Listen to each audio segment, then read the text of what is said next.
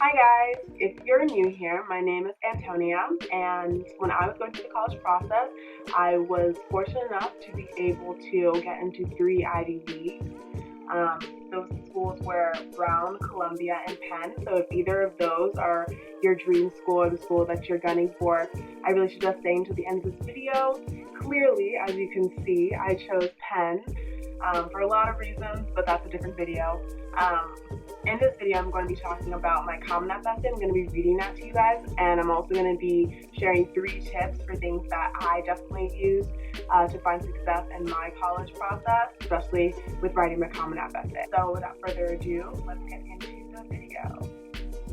So before I read the Common App essay, I wanted to share with you guys 3 really important tips to keep in mind as you create your Common App essays. The first tip is what I like to call the 3 things rule.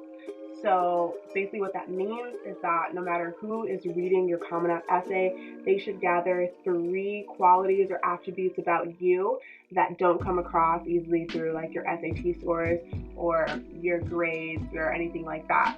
So for me, those 3 things were: 1, she's a leader. She demonstrates leadership a lot at her school. Secondly, she has a really strong work ethic. And lastly, she's really dedicated to service and compassionate to others. So no matter who read my essay, whether they knew me personally or they had never met me before, those are the 3 things that really came across through my essay. And this leads me into my second tip, that you should have 1 to 4 people read your essay, and within that spectrum should be people that know you really well, so they can be like, oh, I don't think that the way you're writing this really demonstrates your best qualities. Or somebody that doesn't know you very well can be like, I'm confused about what you're writing about, and the qualities that I think are coming across, not the same things that you want to come across. So I really recommend having 1 to 4 people read your essay, and the only way that you can get 1 to 4 people to read your essay is if you start writing your Common App really early. I started writing my Common App over the summer, so that was in like June or July, and then I submitted regular decision in January, and between that time my Common App essay changed so much. So you really want to give yourself the chance to put your best foot forward and produce and submit the best version of your work, and you can only do that if you start early and don't procrastinate. I know people love to procrastinate, especially people that are in high school and college. It's like a game to us. We're like, how late can I possibly submit this and still get it done? But really, the Common App essay is not the time to play those games with yourself, because this process is stressful enough. So really give yourself that time to write the best essay you possibly can. And then the last tip, this is really important, and it's to make sure that you do not write like you're talking, and that you write like you're submitting a paper for school. I think that a lot of students they get the opportunity to write this personal essay, and they decide to write it more like a speech than an academic piece of writing. And in my opinion, reviewers really want to see, especially at these selective schools, that you'll be able to handle the rigor of writing these long papers at like schools like Penn and Columbia. So they really want to see that you have extensive vocabulary, that you understand not to use run-on sentences.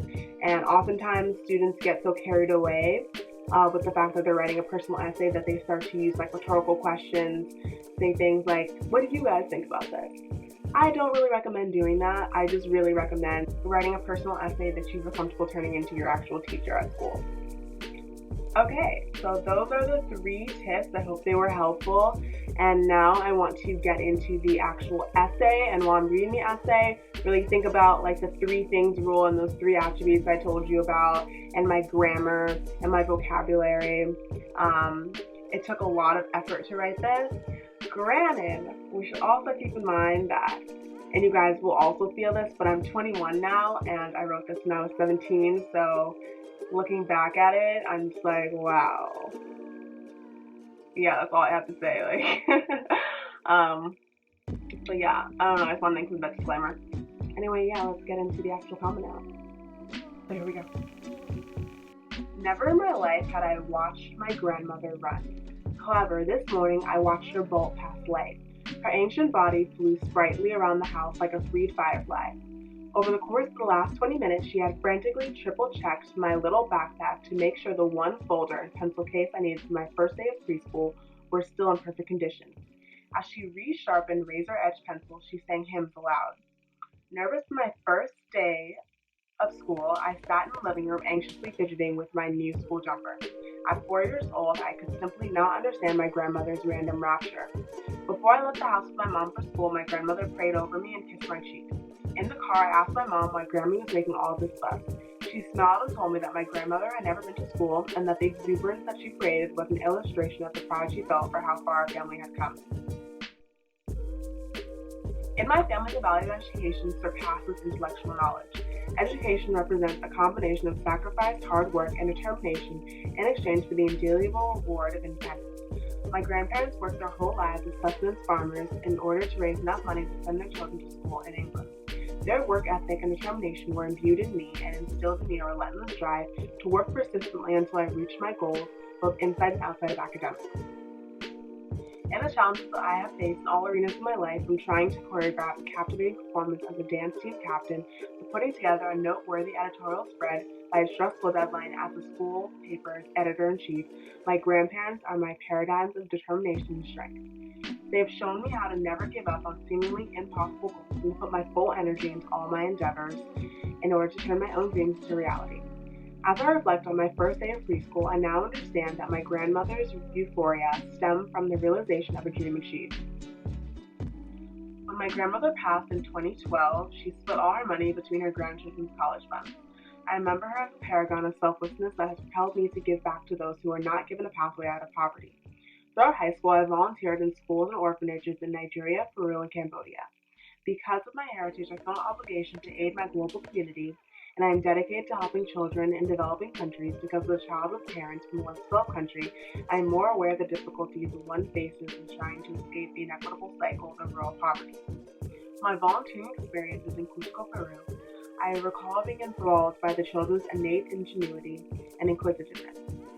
However, as a teacher's assistant, I quickly noticed the challenges that poor infrastructure and educational facilities pose on learning and teaching in the classroom. My obsession to master the Spanish language stems from my desire to help strengthen educational policies in areas like Cusco in order to make a large impact on social development in the Latin American region especially. My family's heritage is not simply a display of physical culture. Our heritage has been built upon shared values like self-sacrifice and compassion for others. Although my grandmother is physically gone, I now understand that she planted a seed of opportunity for me in hopes that I might have a brighter future than she had.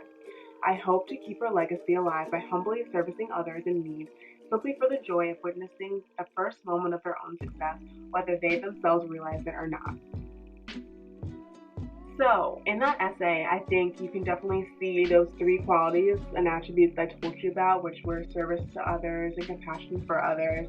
Leadership, I talked about being a dance team captain, being an editor-in-chief, and then also as last thing, having a strong work ethic. So no matter who I gave my essay to, those are the three things that they were like, I really see those things come across in your essay. I also applied as a Spanish major, so I was able to weave in my dedication to Spanish and make people understand like the bigger picture of why I wanted to be a Spanish major at that point in my life. Oh, and then another really important thing that a lot of essays lack is structure. So they give you these really broad prompts intentionally to see if you can streamline and structure your own thoughts. So one structure that's a structure that I use that I feel like is pretty standard is like an anecdote and information dump about yourself, analysis and reflection, like the lessons you learned, and then conclusion. Just like wrap that up, connect the anecdote back to the information, and that seems like a very good structure to me. That's what I use at least. So yeah, that's my Common App essay that got me into Penn, Columbia, and I just chose them, so I forget. Penn, Columbia, and Brown. And I hope that the tips that I shared were helpful. And if you have any questions, please put them in the comments below, and I'll be quick to get back to you. So thanks for watching, guys. Bye.